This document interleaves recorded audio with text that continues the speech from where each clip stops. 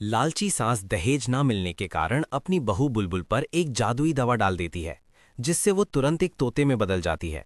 बुलबुल को इस बेबस हालत में देखकर उसके सास ससुर सहानुभूति दिखाने के बजाय उस पर जोर जोर से हंसते हैं। वे उसे गांव के बाहर ले जाकर एक नदी में फेंक देते हैं, जहां बुलबुल किसी तरह उड़कर किनारे पर गिरती है। इसी बीच घर पर सास अपने बेटे की दूसरी शादी करवा देती है और नई बहू का गृह प्रवेश होता है।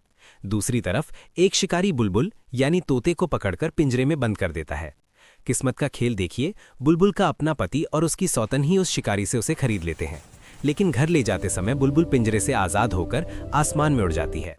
शिवरात्रि के दिन बुलबुल पक्षी के रूप में ही भगवान भोलेनाथ की पूजा करती है। तभी एक विशाल अजगर उस पर हमला करने आता है। ये देख महादेव और माता पार्वती धरती पर प्रकट होते हैं। भगवान शिव और अजगर के बीच भीषण युद्ध होता है और अजगर डरकर भाग जाता है। अंत में महादेव बुलबुल पर गंगा जल छिड़कते हैं, जिससे वो वापस अपने असली मानवीय रूप में आ जाती है और भगवान के सामने भावुक होकर रोने लगती है।